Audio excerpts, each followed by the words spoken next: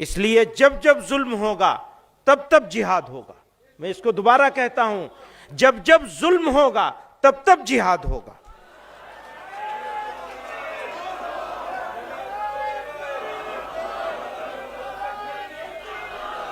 تمام اپنی ہی بستی میں ہم سے اپنی ہی بستی کے لوگ پوچھتے ہیں کون سی بستی کے ہو، کیا نام ہے. وہ SIR بھی چلایا ہوا ہے. مجرم ہیں ہم ہی، ان کے گنہگار ہم ہی ہیں، وقت آئے تو مرنے کو بھی تیار ہم ہی ہیں. پھولوں کے لیے سینہ ہمارا ہی سپر ہے، اس صحن چمن کے در و دیوار ہم ہی ہیں. مشہور جو ایک قافلہ اہل جنوں ہیں، اس قافلے کے قافلہ سالار ہم ہی ہیں. گھر واپسی کے نام پر کسی خاص دھرم میں شامل کرنے والوں کو کھلی چھوٹ حاصل ہے، ان پر کوئی سوال نہیں اٹھایا جاتا، نہ قانونی کارروائی ہوتی ہے. یوں قانون کا مقصد غیر جانبداری نہیں رہتا، بلکہ ایک خاص مذہبی سمت کی طرف سماج کو دھکیلا جانا ہے. جب جب ظلم زیادہ بڑھے گا تب تب جہاد ہوگا. جی ہاں، مولانا محمود مدنی کے اس بیان کے بعد ہندوستان کی سیاست میں ایک الگ سی تصویر دیکھنے کو مل رہی ہے. آپ دیکھ رہے ہیں کس طریقے سے مولانا محمود مدنی سوشل میڈیا پر ٹرینڈ کر رہے ہیں. ان کو لے کر کے بہت سارے لوگ غلط ٹپنی بھی کر رہے ہیں، بہت سارے لوگ ان کے بیان کی مذمت کر رہے ہیں، تو بہت ایسے لوگ ہیں جو ان کے بیان کی تعریف کر رہے ہیں. کیا کچھ انہوں نے کہا ہے، سب سے پہلے آپ ان کے اس پورے بیان کو دیکھیے، پھر آگے اس پر بات کرتے ہیں. گرامی قدر، ملک کی موجودہ صورتحال انتہائی حساس اور فکر انگیز ہے. افسوس کے ساتھ کہنا پڑتا ہے کہ ایک خاص طبقے کی بالادستی اور دوسرے طبقوں کو قانونی طور پر بے بس، سماجی طور پر علیحدہ اور معاشی طور پر بے عزت، رسوا اور محروم بنانے کے لیے معاشی boycott, bulldozer action, mob lynching, مسلم اوقاف کی سبوتاژی، دینی مدارس و اسلامی اصطلاحات کے خلاف منفی مہم کی باقاعدہ اور منظم کوششیں کی جا رہی ہیں. ان کے مذہب، شناخت اور وجود کو غیر ضروری، یہاں تک کہ ناقابل برداشت بنا دیا گیا ہے. بالخصوص مسلمانوں کے خلاف سرکاری سرپرستی میں جاری منافرت اور ظلم و ستم کی وجہ سے حالات اس نہج پر پہنچ چکے ہیں کہ آج مسلمان خود کو راہ چلتے غیر محفوظ محسوس کرتے ہیں. انہیں قدم قدم پر نفرت و حقارت کا سامنا ہے. کلیجہ تھام کر سنتے ہیں لیکن سن ہی لیتے ہیں، میرے یاروں کو میرے غم کی تلخی بھی مزہ دے ہے.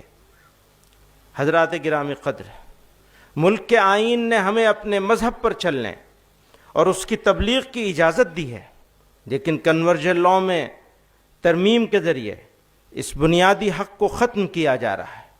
اس قانون کو اس طرح استعمال کیا جا رہا ہے کہ مذہب کی تبلیغ کا عمل خوف اور سزا کا مستحق بن جائے. دوسری طرف گھر واپسی کے نام پر کسی خاص دھرم میں شامل کرنے والوں کو کھلی چھوٹ حاصل ہے، ان پر کوئی سوال نہیں اٹھایا جاتا، نہ قانونی کارروائی ہوتی ہے.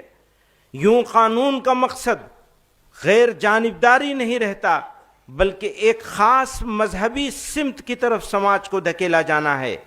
یہ پورا ڈھانچہ دراصل دوہرے رویے کا مظہر ہے کہ ایک طرف مسلمانوں اور دیگر اقلیتوں کے مذہبی حق دعوت کو جرم بنا دیا جائے، تو دوسری طرف مسلم نوجوانوں کو دباؤ، خوف اور ریاسی تائید یافتہ سرگرمیوں کے ذریعے اکثریت کے مذہب میں شامل ہونے پر مجبور کیا جائے. اسی طرح ہمارے ملک میں خالص دینی اصطلاح حلال کے تصور کو منظم طور پر بدنام کیا جا رہا ہے. حالانکہ حلال کا مطلب صرف ذبیحہ نہیں، بلکہ ایک مسلمان کی پوری زندگی کا پاکیزہ طرز عمل ہے. حلال میں جائز کمائی، ملازمت، تجارت میں امانت اور مال کے درست استعمال جیسے بنیادی اصول شامل ہیں. یہ وہ اخلاقی نظام ہے جو انسان کو ظلم، دھوکے، رشوت اور ناجائز کمائی سے بچاتا ہے۔ حلال دراصل امانت، انصاف اور پاکیزگی کی اس روایت کا نام ہے جو ایک مسلمان کی زندگی کی بنیاد ہے۔ اسی بنیاد کو مشکوک بنانے کی کوشش کی جا رہی ہے۔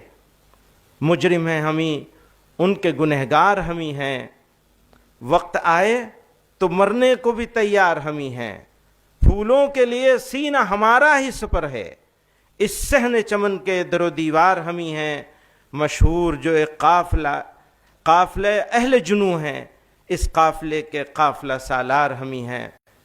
وقف ایک دینی معاملہ ہے۔ مسلمان آخرت کے ثواب کی غرض سے اپنی جائیداد وقف کرتے ہیں۔ یاد رکھیے کہ یہ اوقاف کسی بادشاہ یا حکومت کی ملکیت نہیں ہے، ان میں سے اکثر عام مسلمانوں کی وقف کردہ ہے۔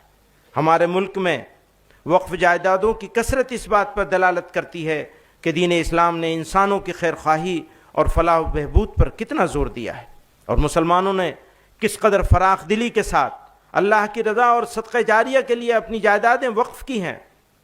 یہ وقف ہمارے بزرگوں کی وراثت ہے، آج ہم اسے اس طرح ضائع ہوتے نہیں دیکھ سکتے۔ ہم دہائیوں سے اس کے خرد برد ہونے اور اس پر ناجائز قبضے کی شکایت کرتے رہے ہیں۔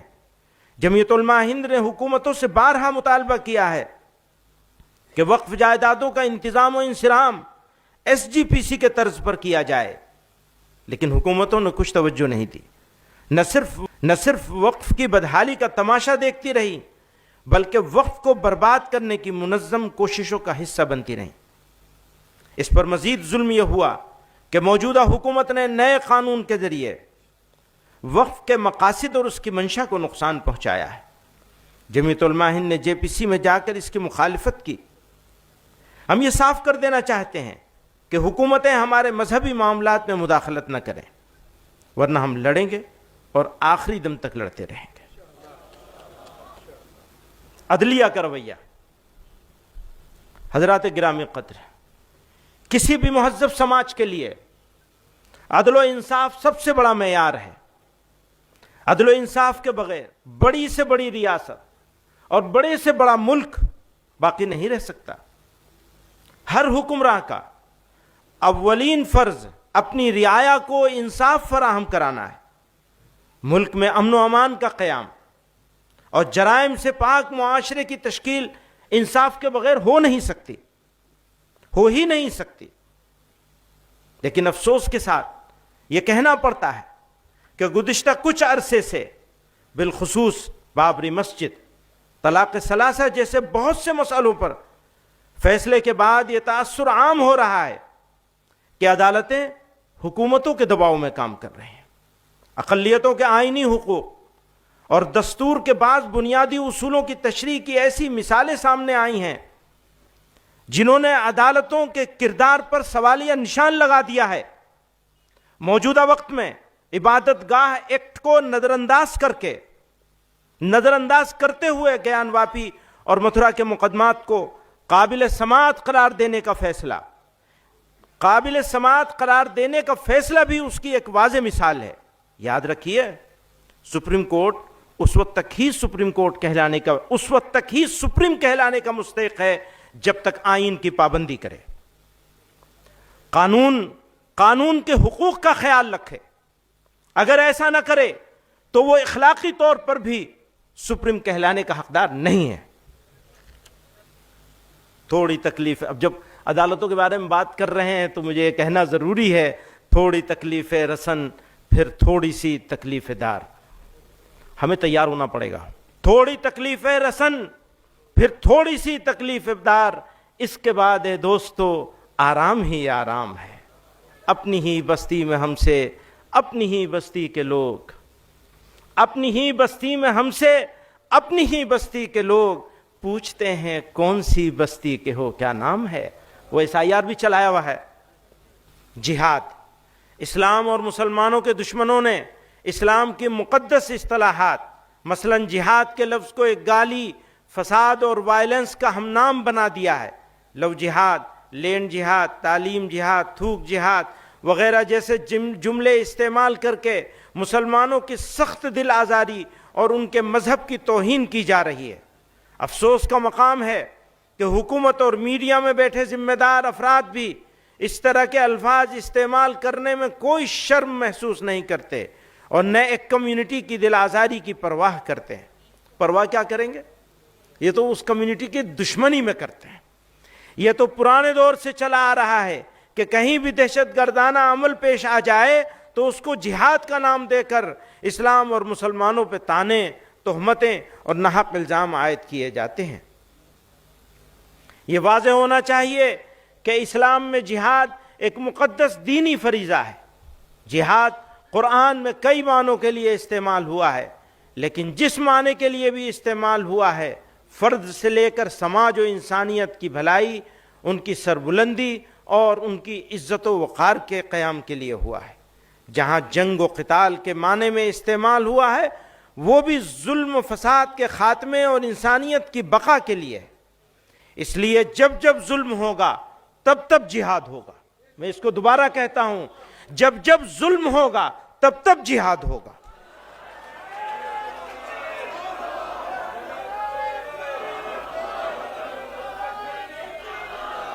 تمام ہی آسمانی مذاہب میں، غور کیجئے گا، تمام ہی آسمانی مذاہب میں ظلم کے خلاف کھڑے ہونا ایک اخلاقی ذمہ داری ہے۔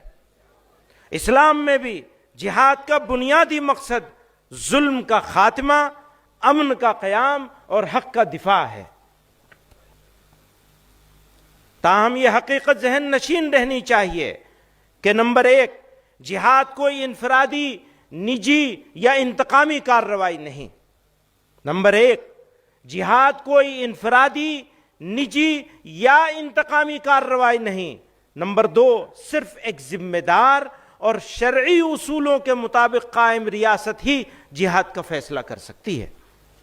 نمبر 3، ہندوستان جیسے جمہوری اور سیکولر ملک میں جہاں اسلامی سیاست کا کوئی تصور موجود نہیں، وہاں جہاد کے نام پر کوئی گفتگو موضوع بحث ہی نہیں۔ مسلمان آئینی وفاداری کے پابند ہیں اور حکومت بھی شہریوں کے حقوق کی حفاظت کی ذمہ دار ہے۔ حکومت کی ذمہ داری ہے کہ وہ شہریوں کے حقوق کی حفاظت کرے، اور اگر وہ ناکام ہوتی ہے تو وہ اس کی ذمہ داری ہوگی، ہماری ذمہ داری نہیں ہوگی۔ پھر ہم اگرچہ بزم سے دور ہیں، ہمیں رنگ ہیں، ہمیں نور ہیں۔ ہم اگر نہ دیں گے لہو انہیں، وہ چراغ کیسے جلائیں گے؟ وہ تو کچھ اور سمجھ رہے ہیں، ہم یہ سمجھ رہے ہیں ہم اگر نہ دیں گے لہو انہیں، وہ چراغ کیسے جلائیں گے؟ نہ اتنا چھیڑ کر اے وقت دیوانہ بنا ہم کو، ہوئے دیوانے ہم تو سب کو دیوانہ بنا دیں گے۔ نہ جانے کتنے دل بن جائیں گے ایک دل کے ٹکڑے سے، نہ جانے کتنے دل بن جائیں گے ایک دل کے ٹکڑے سے۔ وہ توڑیں آئینہ، ہم آئینہ خانہ بنا دیں گے۔ سنا آپ نے مولانا محمود مدنی کو کس طریقے سے انہوں نے بھوپال میں ایک سمیلن میں، جمعیت علماء ہند کے ایک سمیلن میں بڑی بے باکی کے ساتھ انہوں نے اپنی بات رکھی۔ انہوں نے بتایا سب سے پہلے کہ جہاد کا مطلب کیا ہوتا ہے، پھر انہوں نے بتایا کہ ظلم جب جب بڑھے گا تب تب جہاد ہوگا۔ اصل میں جہاد کے مطلب کو ہندوستان میں سیاسی لوگوں نے بدل دیا۔ جہاد کا مطلب کبھی یہ نہیں تھا کہ کسی کو مار دو، کسی کو کاٹ دو۔ جہاد کا مطلب یہ ہے کہ کہیں بھی غلط ہو رہا ہو اس کے خلاف آواز بلند کرنا جہاد ہے۔ اپنے نفس پر قابو پانا سب سے بڑا جہاد ہے، اور اس ملک میں لینڈ جہاد، لو جہاد، UPSC جہاد، فلانا جہاد، ڈھمکانہ جہاد کہہ کر کے کہیں نہ کہیں مسلمانوں کا اپمان کیا گیا، ان کا جو دین ہے، ان کا جو مذہب ہے، اس کا اپمان کیا گیا۔ مولانا محمود مدنی نے نہ صرف اس پر بات کی بلکہ انہوں نے یہ بھی بتایا کہ کیسے اس ملک میں کچھ لوگ ایسے ہیں جو حلال سرٹیفیکیشن کو ختم کرنا چاہتے ہیں، حلال فوڈ سے انہیں نفرت ہے، یہ بتاتا ہے کہ کیسے انہیں ایک سماج سے اصل میں نفرت ہے۔ اس کے علاوہ مولانا محمود مدنی نے وقف کے بارے میں بات کی اور تمام مدوں پر انہوں نے کہیں نہ کہیں بات کی۔ مولانا محمود مدنی کے اس بیان پر بہت سارے لوگ یہ بھی کہہ رہے ہیں کہ کافی دیر ہو گئی مولانا صاحب، آپ کو تو پہلے ہی یہ بیان دے دینا چاہیے تھا۔ آپ اس پورے بیان کو کس طریقے سے دیکھتے ہیں، اپنی رائے کمنٹ سیکشن میں ضرور لکھیے گا۔